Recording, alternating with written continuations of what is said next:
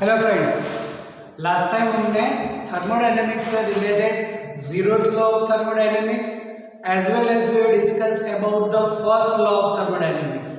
And if we remember an equation for the first law of thermodynamics, then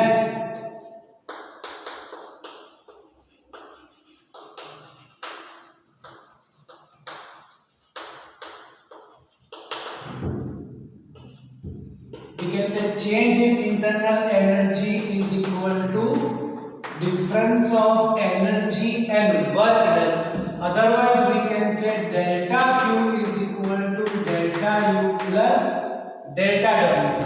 कोई भी equation use कर सकते हैं regarding with the first law of thermodynamics, and also we have discussed in which case the work done considered as a positive and work done considered as negative. इतना knowledge है हमारे पास. चलो आज हमें discuss करना है कि अलग अलग प्रोसेस के लिए वर्क की इक्वेशन क्या होगी for the different type of processes. चलो फर्स्ट प्रोसेस ऐसे करते हैं हम कि बोल देते हैं आइसोथर्मल प्रोसेस.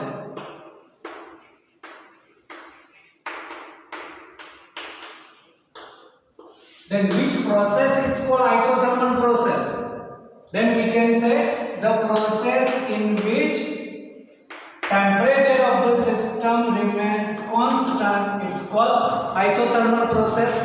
फिर से isothermal process means the process during which the temperature of the system remains constant. It's called isothermal process. चलो अब isothermal में हमने बोला कि temperature constant है. अब ऐसे टेम्परेचर कांस्टेंट हुआ तब ऐसा बोल सकते हैं कि change in internal energy zero. तो for the temperature constant we can say change in internal energy zero. अब अगर change in internal energy zero है then what we can say from the first law of thermodynamics delta Q is equal to delta W. मतलब whatever the heat exchange it is equal to the work done. Okay, फिर दूसरे हमारे पास ideal gas equation PV is equal to mu RT. Then we can say PV is constant for the isothermal process. mu R constant तो होता ही है और isothermal के लिए टेम्परेचर कांस्टेंट. then PV हम कांस्टेंट बोल सकते हैं. और इसी के लिए अब हमें करना है an equation for the work done. मतलब मेन पार्ट हमारा ये है कि derived equation for the work done for isothermal process. अब अगर हम कोई भी प्रोसेस लें जिसमें वर्क डन करना है थर्मोडायनेमिक्स चैप्टर में we are plotting the graph of pressure versus volume. इसका मतलब ऐसा बोल सकते हैं हम.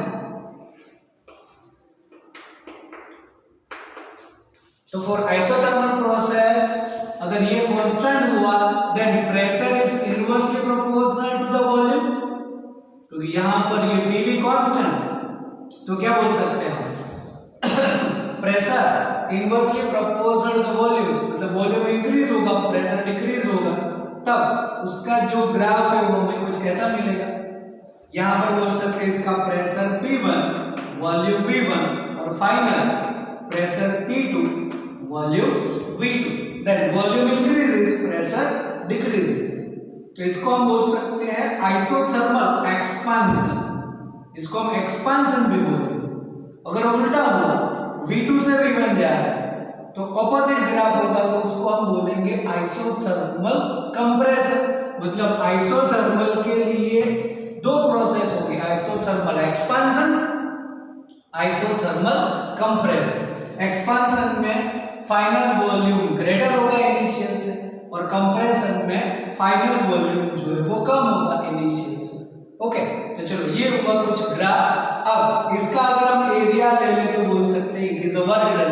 लेकिन यहाँ पर इसका एरिया कैसे कंसीडर करें तब इसके लिए इसकी इक्वेशन डिराइव करते हैं. Then we know that work done. तब यहाँ पर कोई भी एक हम स्टेज ले लेते intermediate state where there is a pressure P and volume V. Now just change in small volume, मतलब थोड़ा सा वॉल्यूम में चेंज करो, ये बोल सकते हैं हम dV. There is a smaller change in volume. For that, pressure little bit constant. Then we can say the work done is P dV. Whatever the change in volume, तो P into dV. अब अगर हम total work करें from V1 से V2, then what we can say about the total work done? Then W is equal to integration from V1 to V2. It is P dV. Then from this equation we can say pressure is mu RT upon V. कर सकते हैं ऐसा, because for the isothermal process ideal gas equation, तो P को subject करें यहाँ पे रख सकते हैं. Then what we can say about the W?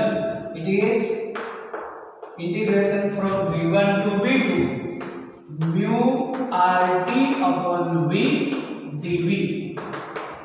mu R and isothermal इसलिए टेम्परेचर भी कांस्टेंट का इंटीग्रेशन तो होता नहीं. Then from V1 to V2 1 upon V dV. Then what is the integration of 1 upon V? Just remember the integration of 1 upon x. Integration of 1 upon x is ln x. वो तो सीखा है हमने आगे. Then W is equal to mu RT. It is called ln V from V1 to V2. अब अगर integration में limit है तो हम बोलते हैं कि अपर लिमिट माइनस लोअर लिमिट. तो अपर लिमिट किसकी जगह पर? जिसका इंटीग्रेशन होगा v की जगह पर, तो ln v2 और minus ln v1. Upper limit minus lower limit. Then mu RT ln v2 minus ln v1. Okay, अब अगर ln और log है और वहां पर माइनस है तो उसको हम रेशियो भी लिख सकते हैं. That means W is equal to mu RT ln V2 by V1. This is the equation for the work done for isothermal process. और अगर isothermal process है, change in internal जीरो है, तो Q और W सेम होता है. इसीलिए बोल सकते हैं हम कि Q is equal to W is equal to mu RT ln V2 by V1. Isothermal के लिए whatever the heat exchange is exactly equal to the work done, और वो होगा mu RT ln V2 by V1. अब यहाँ पर हम कैसे करते हैं कि if V2 greater than V1, whenever V2 greater than V1, तो इसका आंसर है वो पॉजिटिव आएगा. अगर पॉजिटिव हुआ तो बोल सकते हैं Q जो है वो पॉजिटिव. Q कब पॉजिटिव हो? जब एनर्जी एब्जॉर्ब हो, है ना. और W भी पॉजिटिव होगा तो एनर्जी एब्जॉर्ब होगी तो एक्सपांशन होगा, इंक्रीज होगा तो वॉल्यूम तो इंक्रीज हो ही रहा है. V2 ग्रेटर देन V1, तो वर्क डन पॉजिटिव. तो किस केस में वर्क डन पॉजिटिव है? तो बोल सकते हैं हम कि work done by the system. तो यहां पर होगा बाय द सिस्टम. तो work done by the system में वर्क डन पॉजिटिव है. और देखो हीट एब्जॉर्ब होगी तो work done by the system होगा. आया समझ में? चलो अब next, if V2 less than V1, तो यहां पर V2 ग्रेटर देन V1 है, इसको हम एक्सपांशन बोल सकते हैं. ऐसे ये हुआ एक्सपांशन का ग्राफ. अगर कंप्रेशन है तो ऑपोजिट, तो V2 less than V1 is called compression. और Q है वो नेगेटिव, तो अगर फाइनल वॉल्यूम लेस है इनिशियल से तो एनर्जी रिलीज होगी. नेगेटिव कब होता है? रिलीज. तो वर्क डन भी नेगेटिव होगा. तो वर्क डन कब नेगेटिव होता है? ऑन द सिस्टम में और जब भी हम ऐसे आगे हमने जो ऐसे पिस्टन वाला जो भी सोचा था उसके ऊपर तुम वर्क करो तो फाइनल वॉल्यूम लेस होगा, है ना, और फाइनल वॉल्यूम लेस है तो कंप्रेशन भी बोलेंगे work done on the system और एनर्जी रिलीज होगी। सब कुछ फॉलो हो रहा है यहाँ पर कि जब हमने बोला था Q का पॉजिटिव लेना है तो एब्जॉर्ब होगा, अब अगर एनर्जी एब्जॉर्ब हुई तो एक्सपांशन होगा तो फाइनल वॉल्यूम ग्रेटर होगा and work done by the system होगा। सब देख लो पॉजिटिव ऐसे work done on the system तो फाइनल वॉल्यूम लेस होगा, वर्क डन नेगेटिव आएगा, एनर्जी रिलीज होगी, it is also considered as negative, है ना। तो ये जो है ये इक्वेशन तुम्हें याद करनी है और उसका डेरिवेशन भी याद करना है। पूछेंगे कि derive the work done for the isothermal process, तो उसके साथ साथ तुम्हें ये भी बोल देना है कि Q और W भी सेम होता है, इसीलिए ये इक्वेशन। अब इसी में एक स्टेप अगर हम आगे कर दें फॉर द कैलकुलेशन तो हमें पता है ln और log का रिलेशन, हमें पता है कि ln A is equal to 2.303 log A। कैसे यहाँ पर इसी इक्वेशन को मैं लिखूं then Q is equal to W is equal to mu RT 2.303 log V2 by V1। तो log 2 द बेस 10 है इसीलिए इसकी वैल्यू करके हम उसका आंसर ले सकते हैं। ओके, तो पहले यहां तक लिख दो अच्छी तरह से। चलो नेक्स्ट पॉइंट है हमारा isobaric process. Then which type of process is called isobaric process? तो बोल सकते हैं the process during which pressure remains constant, it's called isobaric process, the process during which the pressure of the system remains constant, it's called isobaric process। तो उसके लिए अगर हम graph plot करें for the pressure versus volume, pressure constant है इसलिए straight line में आएगा। यहां पर हो सकते हैं pressure P volume V1, pressure P volume V2, then इसका जो भी एरिया आएगा that is the work done. Okay, तो अब यहाँ पर वर्क डन के हिसाब से हम बोल सकते हैं W is equal to P delta V, and what is a P delta V? Then P we can say it is V2 minus V1, क्योंकि प्रेशर तो यही हुआ। अब इसका एरिया मतलब लेंथ इनटू ब्रेथ, तो लेंथ क्या हुई V2 minus V1 और ब्रेथ क्या हुई प्रेशर P, तो we can say P V2 minus V1। अब अगर हम इसी में ऐसे आइडियल केस इक्वेशन यूज करें then PV is equal to mu RT, then we can say P delta V is equal to mu R delta T भी बोल सकते हैं, है ना, कि प्रेशर कांस्टेंट है तो कब वॉल्यूम में चेंज आएगा whenever there is a change in temperature, the change in temperature से वॉल्यूम में चेंज आएगा। अब इसी में अगर हम हमारा first law of thermodynamics use करें then delta Q is equal to delta W plus और ये delta U plus delta W, then delta U plus delta W मतलब P डेल्टा V कर सकते हैं। तो फॉर आइसोबैरिक प्रोसेस मतलब pressure constant है तो हम ये इक्वेशन कर सकते हैं और आइडियल केस में रख सकते हैं। और यहाँ पर you can say mu R delta T also, तो ऐसे हमें अलग अलग इक्वेशंस कंडीशन में मिल सकती है। It is mu R delta T, जो भी है वो हम यूज करेंगे।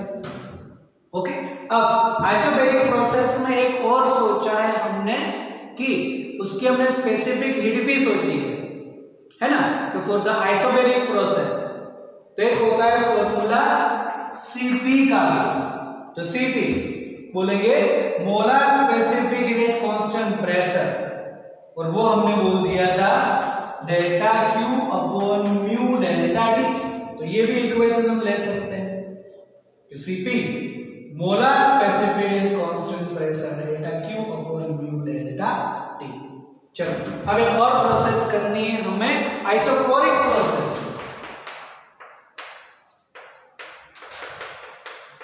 Then which type of process is called isochloric process? Isochloric process means the process during which volume constant, it's called isochloric process। अब अगर वॉल्यूम कांस्टेंट है तो चेंज इन वॉल्यूम क्या होगा? जीरो। अगर चेंज इन वॉल्यूम जीरो है तो work done तो क्या होगा? P डेल्टा V, तो वर्क डन भी जीरो होगा। Then for the isochoric process work done zero. अगर वर्क डन जीरो है तो क्या होगा? whatever the energy exchange is equal to change in internal energy। from first law of thermodynamics we can say delta Q is equal to delta U। अब इसमें अगर हम सोचें कि Q अगर पॉजिटिव है मतलब एनर्जी एब्सॉर्ब होगी, अगर एनर्जी एब्सॉर्ब हुई तो जो इंटरनल एनर्जी है वो इंक्रीज होती है। तो चेंज इन इंटरनल एनर्जी ऐसा बोलेंगे इंक्रीजेस, यू इंक्रीजेस, क्योंकि एनर्जी एब्सॉर्ब होगी तो एनर्जी इंक्रीज होगी। ऐसे ही अगर Q नेगेटिव है मतलब एनर्जी रिलीज होगी, अगर एनर्जी रिलीज हुई देन इंटरनल एनर्जी डिक्रीजेस। तो आइसोकोरिक प्रोसेस में इतना याद रखो कि change in volume zero, change in volume zero, that's why work done always product of pressure and change in volume. तो चेंज इन वॉल्यूम जीरो है तो work done zero. From first law of thermodynamics अगर work done zero है then change in internal energy is equal to the energy exchange. Absorb हुई तो increases, release हुई तो decreases. चलो इतना कर दो, अच्छी तरह से लिख लो। चलो after the isothermal, isobaric, isochoric process there is a case of adiabatic process. तो ये जो है इतनी चीज याद रखो। फॉर द आइसोथर्मल प्रोसेस क्या होता है? Isobaric and isochoric. Now what is called adiabatic process? तो एडियाबैटिक प्रोसेस मतलब the process during which there is a no exchange of heat between system and environment, no exchange of heat। इतना याद रखो पहले।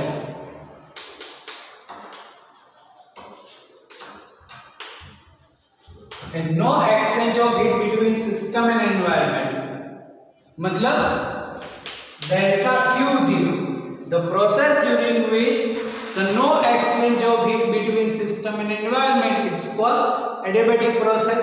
तो for the adiabatic process delta Q0, अब अगर delta Q0 है then from the first law of thermodynamics we can say change in internal energy is equal to negative of work done।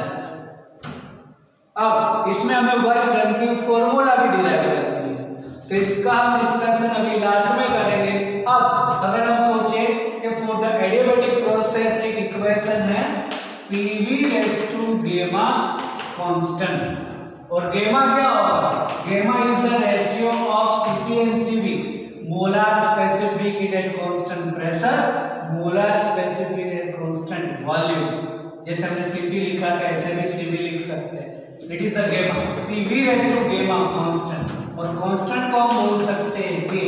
तो ऐसे इक्वेशन में हम इसको K यूज कर सकते हैं। तो ये इक्वेशन लर्न करो, it is an extra equation for the adiabatic process PV raise to gamma constant. चलो अब यहाँ पर हमें इसका वर्क डन करना है। तो अब प्रोसेस में अगर हमें वर्क डन करना है हमारे पास इक्वेशन तो एक ही है, W is equal to integration of P dV, और बोल सकते हैं फ्रॉम V1 टू V2, है ना?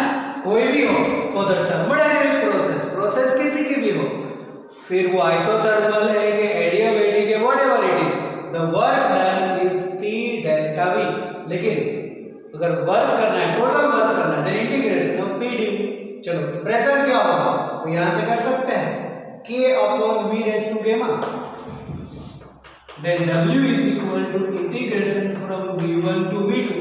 just replace the v from this equation क्योंकि ये एडियाबेटिक की इक्वेशन है, then it is k upon v raised to gamma dv, then k constant, तो कांस्टेंट का इंटीग्रेशन होगा फ्रॉम v1 टू v2। अब v1 upon v raise to गेमा, जिसको हम लिख सकते हैं v रेज टू माइनस गेमा, है ना।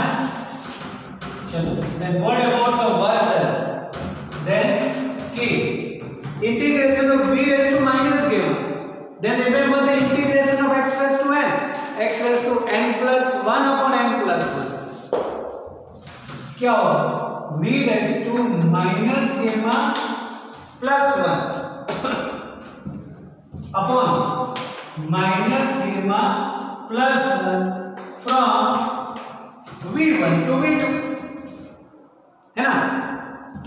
आया समझ में?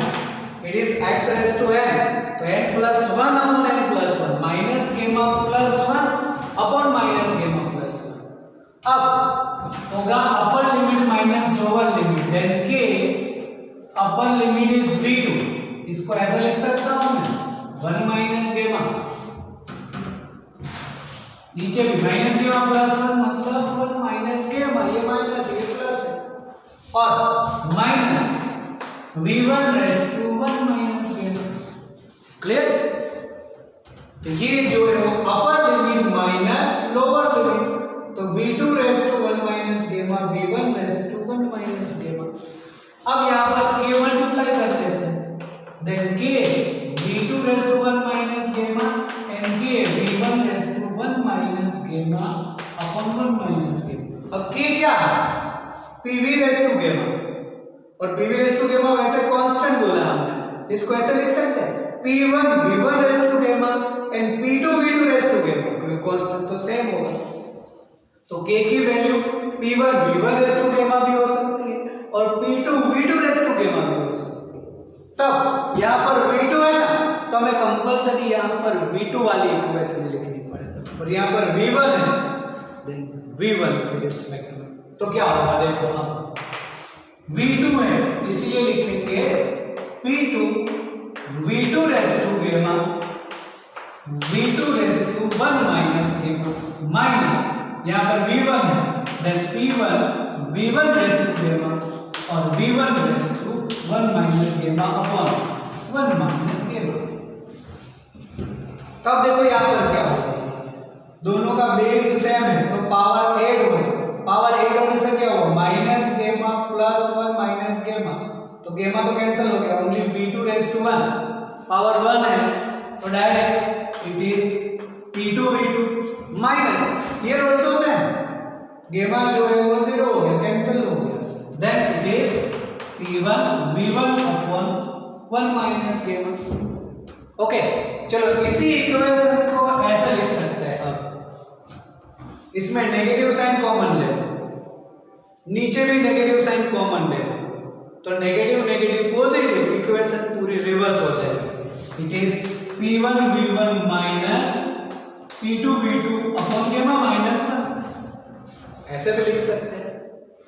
और हमें पता है pv is equal to mu rt, then what we can say for the equation, इसकी जगह पर तुम आइडियल केस इक्वेशन यूज करो, pv इज म्यू rt, तो म्यू rt2 आ जाएगा और म्यू rt1 आ जाएगा, कॉमन ले, then it is mu r t2 minus t1 upon 1 minus gamma, otherwise इस इक्वेशन से करेंगे तो mu r t1 minus t2 upon gamma minus 1। Clear? तो ये हुई हमारी work done for the adiabatic process. अब अगर वर्क डन और चेंज इन इंटरनल एनर्जी जो है वो अपोजिट है, क्योंकि no exchange of heat, no exchange of heat, then change in internal energy is negative of work done. चलो अब इसका डिस्कशन करते हैं कि change in internal energy is negative of work done. चलो अब जो वर्क डन अगर हम सोचें तो किस केस में पॉजिटिव होगा, वर्क डन कहां पर पॉजिटिव है, तब हमने बोला था कि वर्क डन पॉजिटिव क्या और कब होगा, work done by the system. Positive कब होगा, बाय द सिस्टम, है ना। तो work done by the system, तो work done by the system होगा मतलब कहीं ना कहीं वो कुछ एक्सपांड हो रहा है, एक्सपांड होगा तो ये पॉजिटिव है, तो इंटरनल एनर्जी डिक्रीज होगी, देन डेल्टा यू डिक्रीजेस। क्लियर। अब वर्क डन नेगेटिव मतलब ऑन द सिस्टम। अब अगर ऑन द सिस्टम है तो कहीं ना कहीं कंप्रेशन है, तो इंटरनल एनर्जी इंक्रीज होगी, यहाँ पर डिक्रीज होगी, तो सब सेम ही हो रहा है। जो भी हमने कन्वेंशन लिया वर्क डन का वो सब यहाँ पर हम फॉलो कर रहे हैं। क्लियर। तो this is the process for adiabatic. अब यहां से हमें प्रोसेस करनी है साइक्लिक प्रोसेस। किसको बोलेंगे, साइक्लिक प्रोसेस। चलो अब यहां पर ये जो है थोड़ा याद कर देना है। अब साइक्लिक प्रोसेस, तो किस प्रोसेस को बोलते हैं, साइक्लिक प्रोसेस। जैसे बोलते हैं ना cycle, it is cyclic process. तो जहां से स्टार्ट करेंगे साइकिल में वहां पर ही वापस आते हैं, घूम फिर के वापस सेम प्रोसेस रिपीट होती रहती है। कैसे, the process start from some thermal state, after passing through many thermodynamic process the system brought back to the initial thermodynamic equilibrium state. This process is called cyclic process. Once again, the system start from some equilibrium state, after passing through many processes it's brought back to the same thermodynamic equilibrium state. This is cyclic process. तो cyclic process में होगा क्या, तो cyclic process में हम बोल सकते हैं change in internal energy zero, क्योंकि वहां पर वापस आ रहा है, तो वहां पर वापस आ रहा है मतलब same equilibrium state. Change in internal energy zero, अगर change in internal energy zero हुआ देन वर्क डन और एक्सचेंज ऑफ हीट सेम हो जाएगा, और work done exchange of heat same है, तो यहां पर अगर हम बोले कि एनर्जी एब्सॉर्ब हो रही है तो पॉजिटिव, तो work done on the work done by the system होगा, इसीलिए पॉजिटिव। यहां पर एनर्जी रिलीज हो रही है तो नेगेटिव, तो work done on the system होगा, इसीलिए नेगेटिव। एक नेगेटिव तो दूसरा भी नेगेटिव, एक पॉजिटिव दोनों पॉजिटिव, है ना। तो उस हिसाब से हमने जो सोचा हुआ है वो हमारा फर्स्ट लॉ ऑफ थर्मोडायनेमिक्स है। वर्क डन का साइन कन्वेंशन याद करो कि work done by the system है तो positive, work done on the system है तो नेगेटिव, बराबर। तो ये प्रोसेस भी याद रखो, साइक्लिक प्रोसेस, और इसमें change in internal energy zero, then work done is equal to exchange of heat. Clear.